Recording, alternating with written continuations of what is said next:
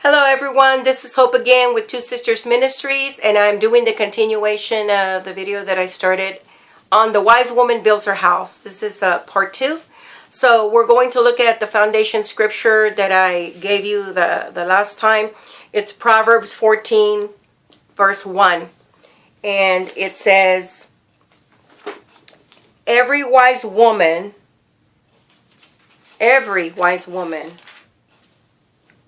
builds her house, but the foolish plucketh it down with her hands. So when we're referring to this, we're talking about plucking down with her hands. It's not like she goes outside and begins to tear the bricks off the house. Okay? It's not she goes outside and starts tearing her house apart, from the inside or the outside or whatever. That's not what we're talking about. We're talking about you being able to build your house according to your attitude, your demeanor, how you treat your spouse, how you treat your family members, how you treat your children. So I've seen a lot of people that will use different ways of treating their spouse, and instead of promoting or cultivating a good relationship, they're actually promoting anger within the marriage, or they're promoting dissension. They're promoting arguing and just different things like that. And that is not what we want to do. The purpose of these videos are to help you come to an understanding and maybe understand some things that you haven't understood. Let me just say to you that when I was young, in my first marriage, I will be honest with you, and I will tell you that I was a horrible, horrible person with my spouse. I was, and I hate to admit it, but it's true. Now, I was a churchgoer. I was born again. I was filled with the Holy Spirit, tongue talking, and you name it. I loved the Lord, and there were a lot of things that would happen in the marriage that, to be honest with you, I was ruling the roost. Okay? How many of you women are ruling the roost? And the reason that was going on was because I didn't know how to get him to take authority in the home and to do things in the home the way God wanted them to do. So, not realizing what I was doing, I was playing the role of God. I was playing the role of the Holy Spirit in our home. And there were many things that weren't happening that needed to happen in order to make our household run successfully. So it was like I was always pushing something uphill. Always pushing something uphill. And I could never get the satisfaction of seeing things done right, or getting done at all, for that matter. And I go back and I look at my life back then, and I see how different my life is now. So there are things that many times, we don't catch on to until later on in years. But if I can help you catch on to some things so that you don't make the same mistakes that I made, then I'll be very happy, doing these videos and things like that. But one of the things that I do want to mention, that I guess you could say it bothers me. It probably shouldn't bother me at this point, but it does bother me, because at that time I was going to church constantly. I was always in church, ministering and everything else, doing what I'm supposed to be doing as a believer. And I would hear sermon after sermon. Oh, you don't know how many sermons I sat under. You don't know how much teaching and guidance and discipleship I've sat under. I mean, a tremendous amount. But there were things that were missing during all of those years. And one of them was actually being bold and being outspoken, and somebody really just telling me and giving me examples. And not that they needed to give me the examples out of my own life. They could have used somebody else's. I mean, I would have been okay with that. But I was told, in church, women, wives, submit to your husbands. Husbands, treat your wife as the Lord treats the church. Okay, well, the question is, how do I submit to my husband? The other question is, how does the Lord treat the church? Those are simple questions that were never really put forth and were never really clarified. So I think about it like this. Okay, so let's say that you're at home and Jesus walks in the door. How are you going to talk to him? How are you going to respond to him if he says, is dinner ready yet? How are you going to respond to him? How do you think he's going to ask you? How is he going to approach you? And one of the things that I think is hard to do, but yet it makes sense to work to do it this way, is to look at your spouse as if you're looking at Jesus himself. And talk to him accordingly. I think that if we practice that, yes, it's hard. It's hard on us because we're fleshly, we're carnal. But if we were to treat our husband the way Jesus would treat us, or if we were to treat him as if he were Jesus himself, would we have the demeanor that we have, or would we have the attitude that we have? Would we have those physical movements that we use, kind of like, or a look on our face, or who do you think you are? Like I don't work during the day, only you do? Seriously now, you want something to eat? Go find something in the refrigerator. Would we actually talk to the Lord like that? Would we treat him like that? What would we say about him?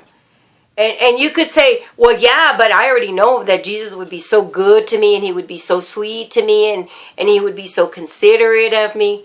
Yes, I get it. But I'm trying to get a concept across to you. How would you treat him?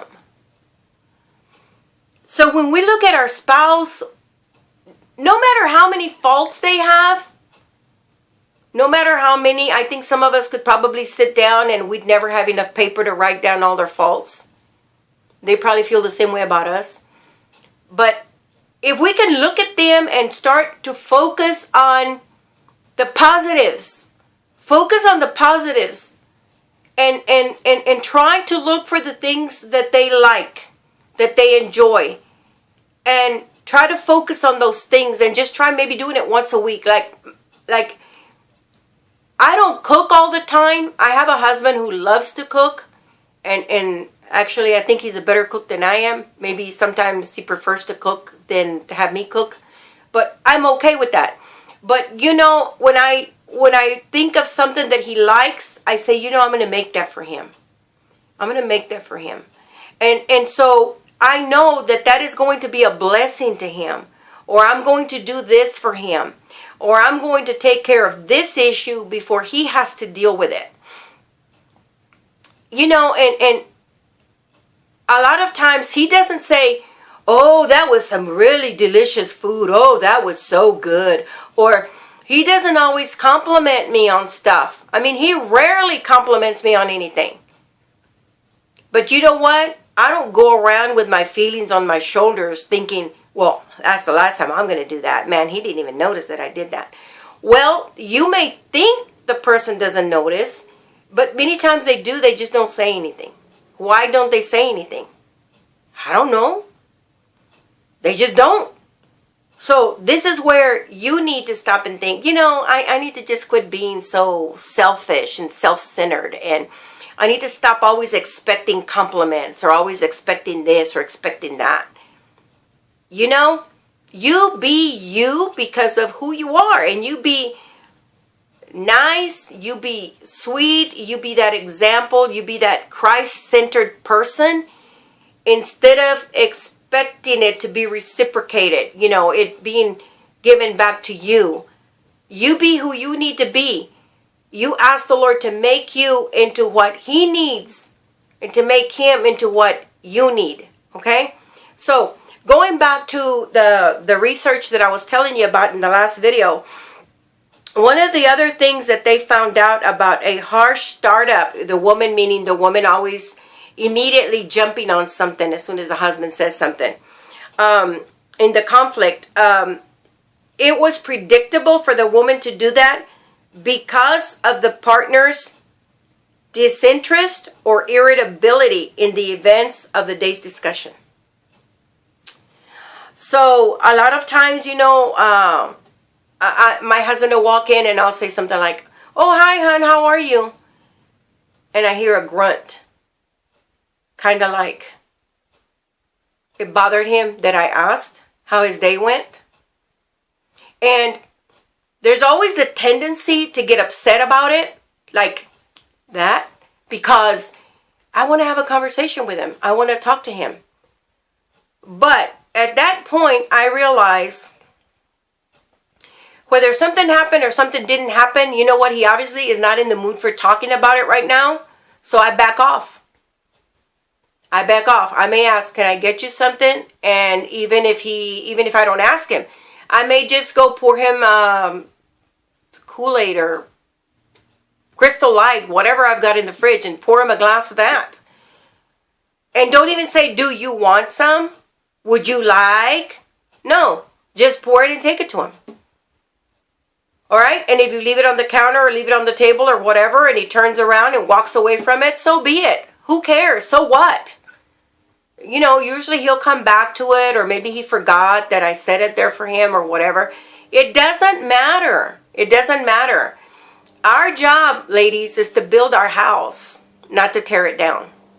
And that's one way that we can build our house, is we can be, generous. We can be sweet. You never know. Maybe it's better that he doesn't say anything. If he's already irritated or upset about something, maybe the best thing he could do is just give me a grunt.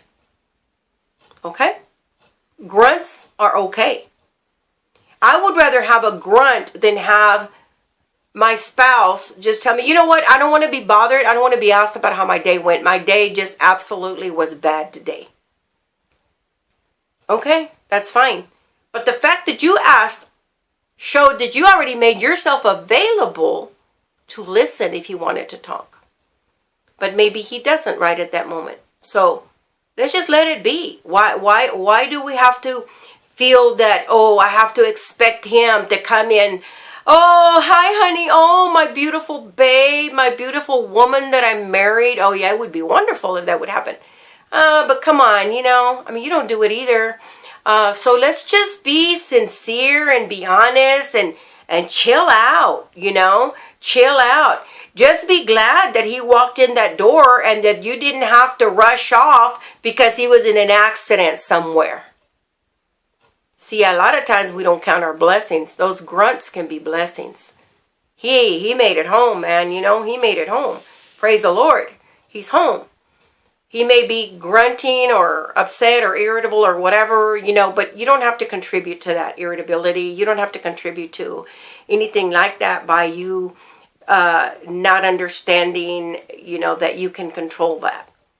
You're in control. You're in control of a lot of things that go on in your home. Maybe you just don't realize it, okay? So that's just an idea, to kind of help you. If you're the kind of person that's always expecting something from your spouse. Or maybe you cook a delicious meal and he gets home late. And it sits on the stove and then an hour goes by, 2 hours go by, and you finally put everything away and put it in the refrigerator. And then he comes home and you start, "Well, I cooked this for you and you weren't here and you didn't call me and you didn't tell me you were going to be late and yada, yada, yada, and on and on and on." And you're all offended by it. So what? Sometimes, leftovers taste better than when you first cooked them. Just let it go. Just make a comment like, "Honey, there's something in the fridge if you're hungry. I cooked it for you earlier. Or if you'd like, I'll warm it up for you." Something along those lines. Maybe for whatever reason they're not hungry. Maybe they ate on the way home. I don't know.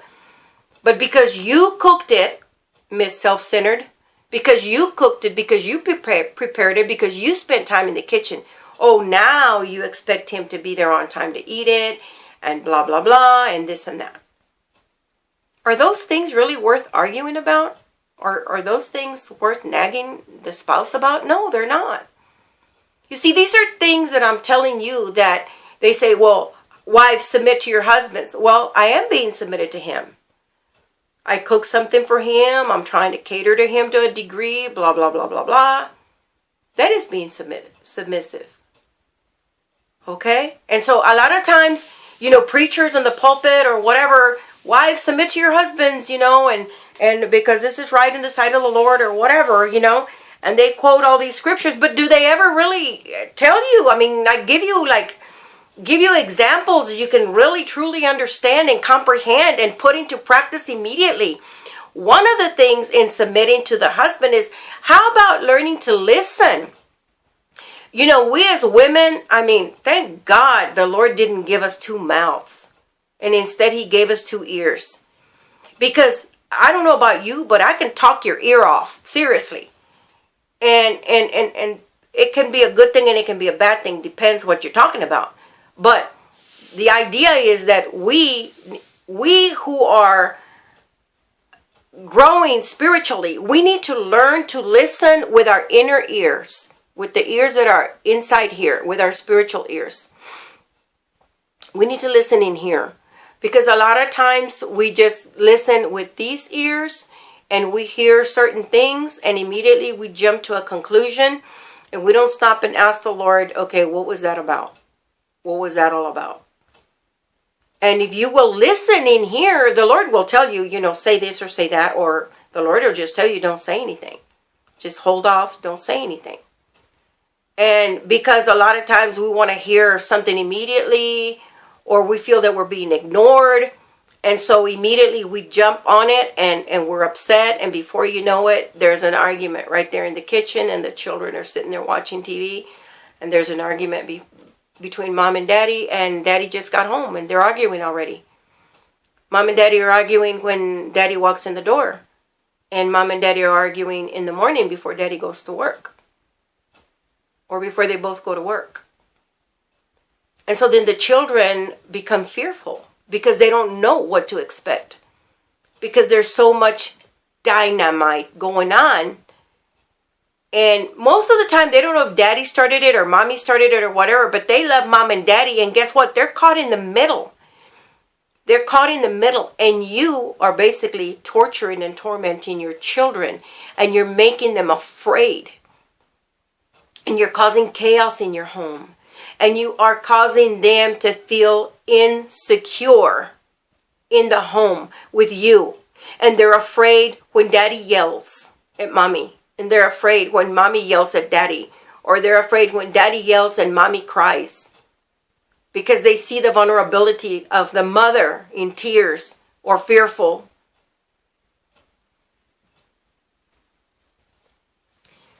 So now the other thing that the researchers found is that a couple bounces back, or they come back to a point of repairing the conflict. How does this happen? To repair the conflict where they can bounce back to a positive conversation. It can only happen when both of them have the ability to regulate their emotions.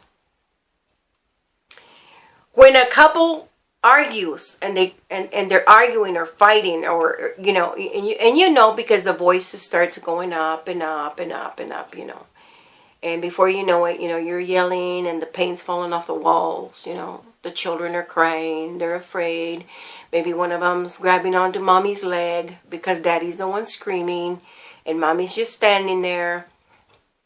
But the only way that this can fix itself, it's